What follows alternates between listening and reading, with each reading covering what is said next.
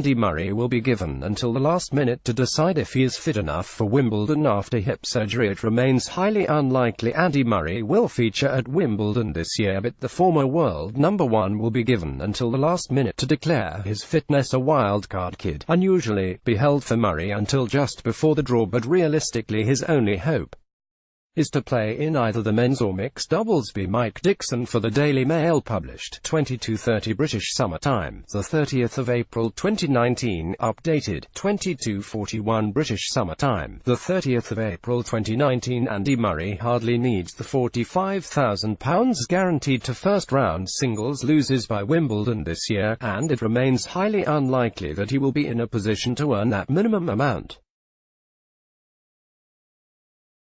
Yet should he make miraculous recovery from hip surgery to play in the championships, less than 10 weeks away, it seems he will be given until the last minute to declare his fitness. Chief Executive Richard Lewis suggested on Tuesday that a wildcard kid unusually be held for him until just before the draw that takes place on the Friday prior to the Monday start on July 1. Andy Murray will be given until the last minute to declare his fitness for Wimbledon. If Andy came forward with a strong case, we would work with him. At this stage it's entirely up to Andy, it's in his gift as to what he decides to do, said Lewis. As a homegrown two-times champion he has earned that right, but realistically his only hope is surely to play in either the men's or mixed doubles. While Murray's mother Judy last week described him as cautiously optimistic about playing sometime this summer, on Sunday the man himself admitted that he had still not done any movement but had been hitting a ball in a stationary position.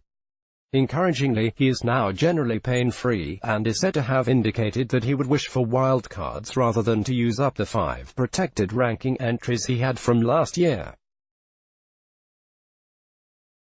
That he is thinking that way is also heartening, but the big fortnight at SW19 is expected to come too early. Realistically, Murray's only hope is to play in the men's on mixed doubles at Wimbledon. What is certain is that he will not be challenging for the £2.35 million singles prizes on offer as part of an overall 11.8% increased pot to a total of £38 million.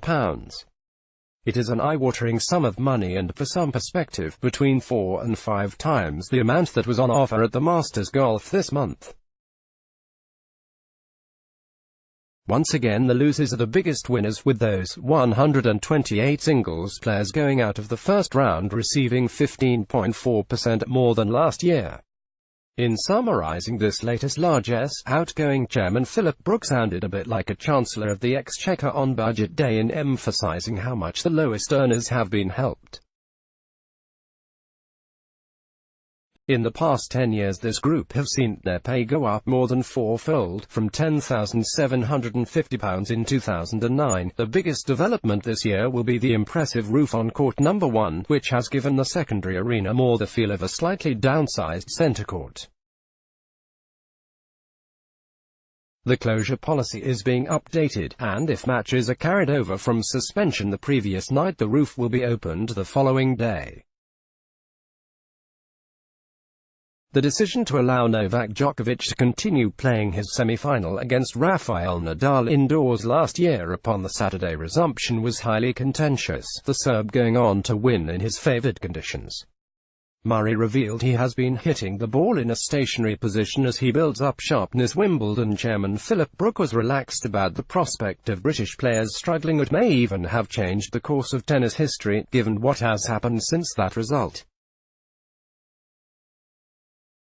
There will be a number of other changes this year. The outside courts will come forward to start at 11 a.m. The capacity is being raised to 42,000 and, as previously announced, there will be fifth set tie breaks at 12 to 12. 2 significant shifts have been flagged up for next year.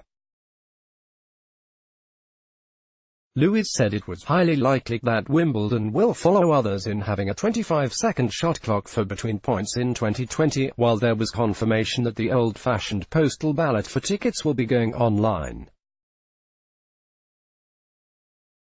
The most important happening at Wimbledon these past 12 months has been the acquisition of neighbouring Wimbledon Park Golf Course, which will massively expand the site to 120 acres.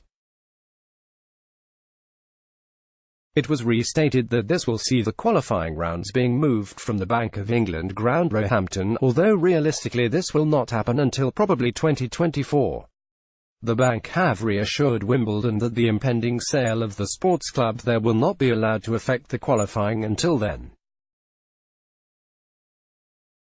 The biggest development at this year's Wimbledon will be the impressive roof on court number 1. One thing that does not change at Wimbledon is its reluctance to get involved with the wider British game, once its annual surplus, this year of £40 million, has been handed over to the Lawn Tennis Association.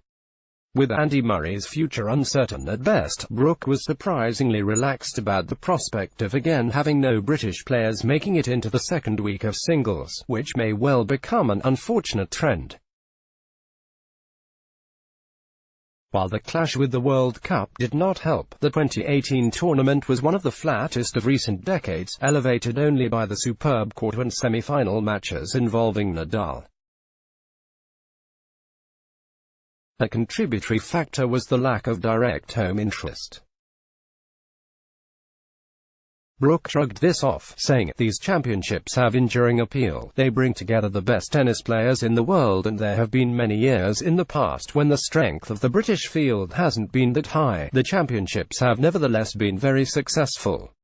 I would put it in a positive way. We are not concerned about that, but obviously the more British players there are and the longer they go in the tournament is obviously a big plus for the championships. The roof has given the secondary arena more the feel of a slightly downsized centre court. There is no doubt that Brooke, who steps down at the end of this year, does genuinely care about the state of British tennis.